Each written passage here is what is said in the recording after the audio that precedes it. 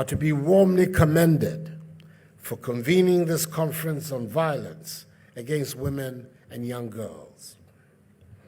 As you may know, I hold the dual positions of co-chair of the eminent group of advocates on the 2030 United Nations Sustainable Development Goals, SDGs, and the African Union Gender Champion. I'm aware that all the SDGs are of equal significance and importance. But as the AU Gender Champion, I must perforce single out for special mention and attention SDG 5, which defines the goal of gender equality and full female empowerment. In my estimation, it is at the heart of the structure of the SDGs. In Ghana, 51% of our population is female.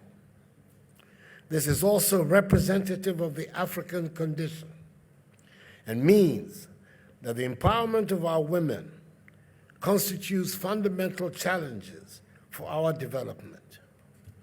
This is one of the surest ways of rooting out poverty and guaranteeing the progress and prosperity of our countries and continent. I'm thus encouraged and delighted that a number of colleague male presidents have made the journey to Kinshasa to reiterate our commitment in support of creating a brighter Africa, where we extend a blanket of protection to all women and ensure that their rights become the bedrock for equality and social justice. The world marked in 2020 the 25th anniversary of the adoption of the seminal Beijing Declaration and Platform for Action, which is the principal global policy on gender equality.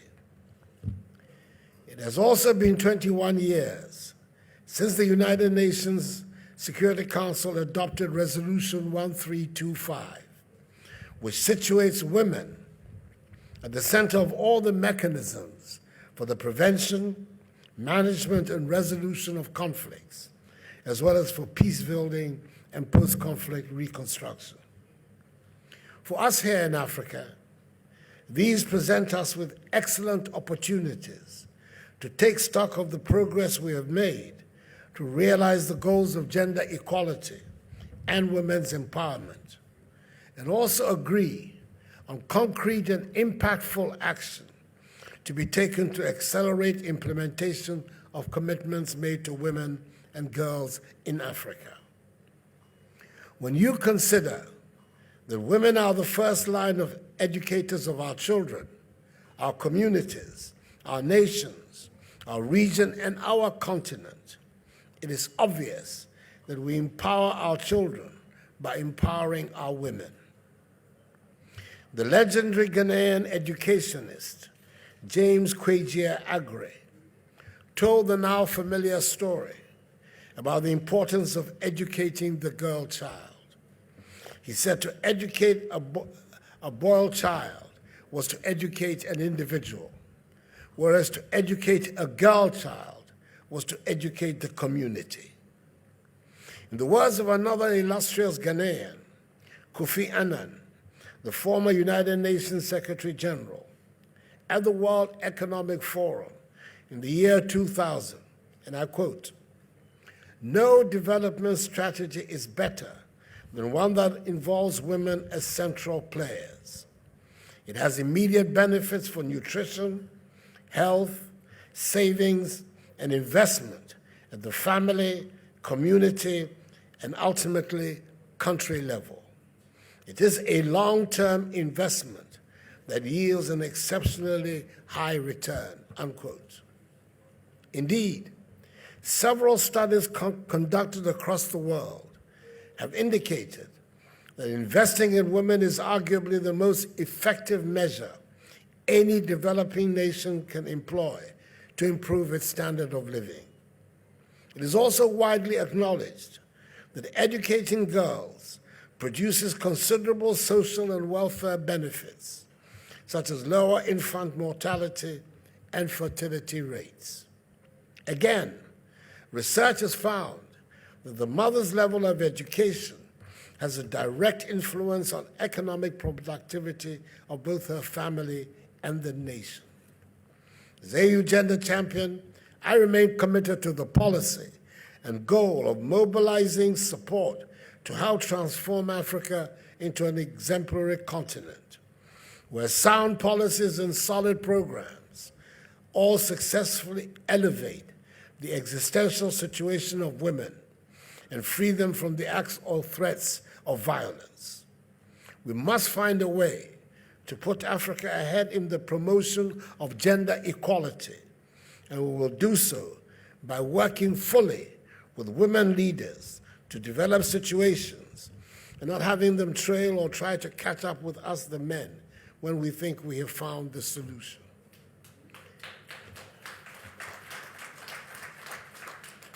I'm happy to report that AU member states have made considerable progress in implementing their commitments towards gender equality and women's empowerment.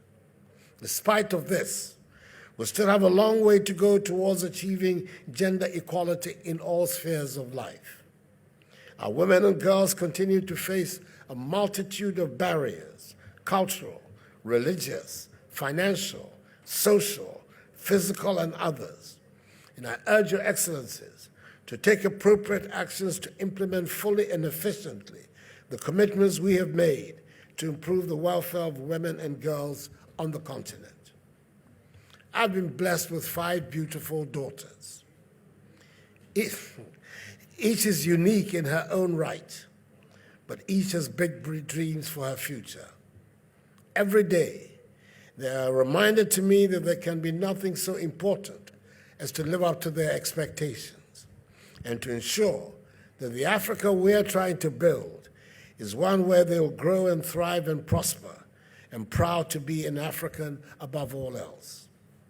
In each one of my daughters' eyes, I can see the Africa that can be, the Africa that must be, the Africa fueled by innovation and creativity and the passion of our young people. I therefore invite men and boys from all countries on the continent to become agents of change. I invite lawmakers to continue their work in advancing progress for women's and girls' rights across the continent. I invite traditional leaders, as gatekeepers of our moral and cultural values, to work in helping to tear down the cultural barriers which prevent our women and girls from being equal citizens. I invite you all to become champions of women's rights and agents of change in and out of your borders, especially in ensuring that acts and threats of violence against women become things of an unwanted past. Excellencies, this event should afford all of us the opportunity to share ideas and create a platform for deliberation on the development of solutions for promoting the Gender and Development Initiative. Its outcome should be to help define concrete strategies to imbibe in us the values of positive masculinity. It is time for action, so let us demonstrate our commitment to this noble cause through the ratification and implementation of the most progressive women's rights instrument in the world, the Protocol to the African Charter on Human and People's Rights, on the rights of women in Africa, popularly known as the Maputo Protocol. I call on the 13 remaining member states who are yet to ratify the Maputo Protocol to do so and submit their instruments of ratification to the AU Commission. Let us remind ourselves that discrimination and inequality have unbearable burdens and costs on our economies, societies, and the development of the African continent. Let us stand together to create a bold, visible force for gender equality, saying no to acts and threats of violence against women and girls. And let us agree to give positive responses to the 3 requests made by President Ellen Johnson Sirleaf. May God bless Mother Africa, the African Union, and us all. I thank you for your attention.